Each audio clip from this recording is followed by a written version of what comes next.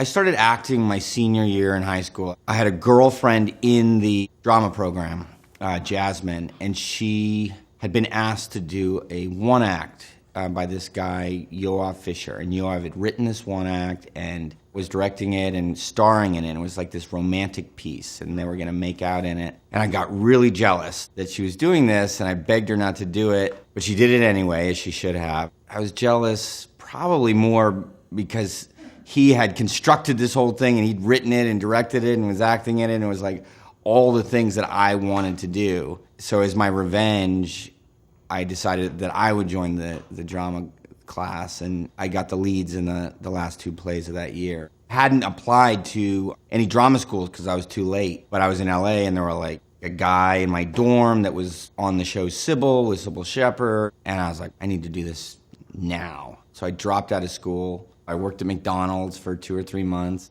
Got a couple dates from the drive-thru window. Then I got a Pizza Hut commercial, and then not long after that, I did Freaks and Geeks. So it all worked out. I would practice different accents in the drive-thru, like really bad accents. Welcome to McDonald's, may I help you? You know, like that bad. And then I'd always know that they were interested because they'd come back around. A young lady would be like, oh, I forgot the strawberry milkshake. She'd come back, and I'd say, oh, here you go. She'd be like, I'm trying to learn Italian. Maybe you could give me some Italian lessons. I don't know, I guess with my Irish accent, my Brooklyn accent, or those I could go out on dates with. We went to see Titanic. I had to keep it up, you know, so like, whoa, Leonardo, wow, he was amazing, you know. And, went back to the McDonald's parking lot and made out. And then I always had to break it to him, like, because they'd call me, I'd pick up the phone, I didn't know who it was, and I'd be like, hello? And they'd be like, James, is that you? What happened to your accent? I'd be like, oh, hey, how's it going? So then I'd have to break it to him.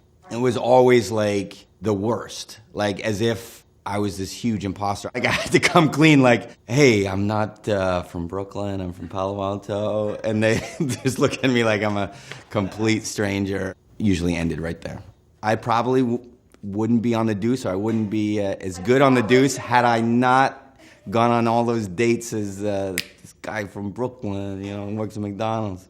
Well, the Deuce came about, actually, I sort of pursued it. I had met with David Simon. I was a huge fan because he, you know, did The Wire, which is like the greatest TV show ever made. I asked him, like, do you have anything else that you plan to work on? And he said, well, I've got this thing about pornography in the 70s, and it's all about the old 42nd Street and, you know, New York in the 70s. And I'm hearing like, oh yeah, it's basically like the atmosphere and world of all my favorite movies from the 70s. Yeah, the wardrobe was really important, and also like 70s wardrobe is like really tight. For like a year, all I had for lunch and dinner was like salad. So I could get that, you know.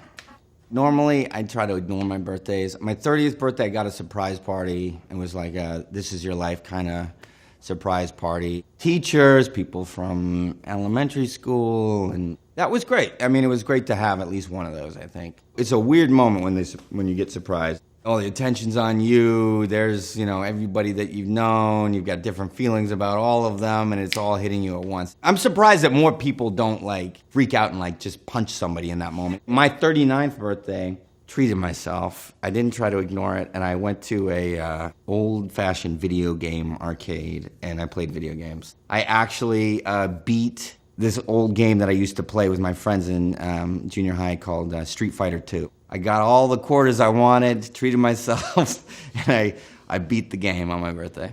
Then I went out dancing. I've been doing hip-hop lessons. I've been doing Magic Mike lessons. Well, not quite Magic Mike. I don't strip or anything, but I do like hip-hop. A lot of Bobby Brown and My Prerogative. That's my song now. Beat Street Fighter 2, then I went to this bar in Silver Lake called The Friend, did a few moves, and then went home. First French kiss, like, it was Spin the Bottle. I don't know if I could have done it on my own volition, so like we played Spin the Bottle, and then if the bottle lands on somebody twice, then you have to French kiss. It was at camp. We went to Raging Waters. I wasn't one of the cool kids, but I was like, whoa, they're letting me like play Spin the Bottle. Like, this is amazing. We like stayed back while everybody else went on the water slides and played Spin the Bottle. And it landed on Alyssa. I think that was her name, Alyssa, twice. It was the one I wanted. So yeah, we French kissed. I probably didn't have another French kiss for like 3 years after that, But that was enough to kind of keep the fire going. Like I fantasize about that.